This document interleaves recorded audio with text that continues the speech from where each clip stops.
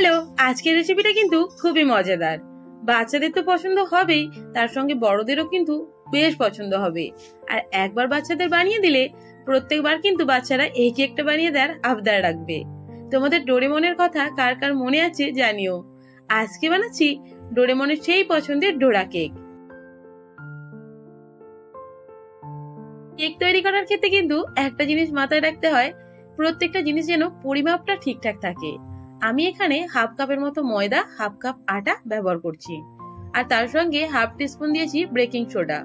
সমস্ত উপকরণগুলোকে ভালো করে একটু ছেঁকে নেব, আর ছেঁকে নিলে কিন্তু কেকটা পারফেক্ট ভাবে তৈরিও হয়ে যায়। যে কোনো রেসিপি বানানোর পর যখন বাড়ির প্রত্যেকে খাওয়ার পর বলে যে খুব সুন্দর হয়েছে, তখন কিন্তু ভালো লাগাটা আরো বেড়ে যায় আর কনফিডেন্সটাও আরো বেড়ে যায়। আর এই কেকটা বাড়িতে সকলে অনেক প্রশংসা করেছে।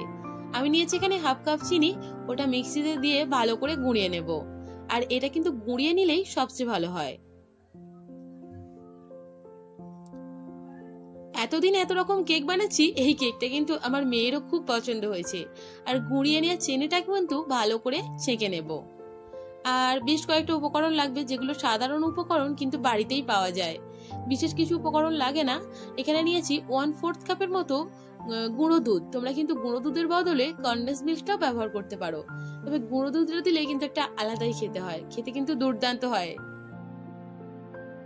1/4 টিস্পুন দিচ্ছি ভ্যানিলা এসেন্স, আর 2 চামচ দেব মধু। আর তার সঙ্গে দুধটা নিয়েছি 1 কাপের মতো। অল্প অল্প করে দুধ দিয়ে ভালো করে একটা ব্যাটার তৈরি করতে হবে, যেমনি কেকের ব্যাটার একটা তৈরি হয়। তবে সব দুধটা একসঙ্গে দেওয়ার দরকার নেই, যতটা প্রয়োজন ততটাই দেবে। আর একটু যদি বেঁচে যায় বেঁচে যাবে, অসুবিধার কিছু নেই। এইভাবেই ভালো করে মিক্সচারটা তৈরি করে নেব। কেক বানাতে মোটামুটি হাতে 1 ঘন্টা সময় রাখতেই হয়, কিন্তু এই কেকটা বানাতে একদমই কম সময় লাগে। মোটামুটি 15 থেকে 20 মিনিট রাখলেই চলে। আর এইটুকু দুধ আমার এক্সট্রা হয়েছে, ব্যাটার আমার পুরোপুরি রেডি। ব্যাটারটা দেখবে একবারেও ঘন হয়নি, একবারেও পাতলা হয়নি, মোটামুটি মাঝামাঝি রয়েছে। তখন বুঝবে যে ব্যাটারটা একেবারে তৈরি। আর কড়াই বসিয়ে দিয়েছি আমি গ্যাসে। একটু তেল ব্রাশ করার পর তেলটা ভালো করে মুছে নেব, যাতে ডোরেমনের সেই ডোরা কেকটা পারফেক্ট ভাবে হয় আর কালারটাও একেবারে পারফেক্ট হয়। দিয়ে দিলাম একটা ডোরা কেক, আর তারপর ঢাকা চাপা হতে দেব। উল্টো পিঠ করে দিলেই একেবারে রেডি। এই দেখো চমৎকার হয়েছে না কেকটা। এই সমস্ত উপকরণগুলো পারফেক্ট ভাবে দিলে কিন্তু চমৎকার কেকটাই তৈরি হবে, আর যে কেউ প্রথমবারই তৈরি করতে পারবে।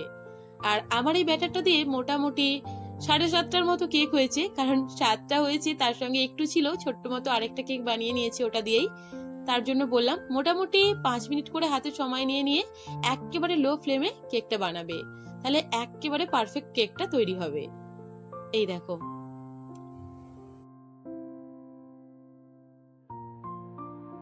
কেকটা কিন্তু এইভাবেও খাওয়া যেতে পারে, আর কেকটা কিন্তু খুবই সফট হয়েছে। আমি বাচ্চাদের জন্য একটু ডেয়ারি মিল্ক দিয়ে দিচ্ছি, এটা দিয়ে দিলে প্রত্যেকটা বাচ্চার আরো বেশি ভালো লাগবে। তোমরা কিন্তু চকলেট সিরাও দিতে পারো, সেটাও ভালো হয়।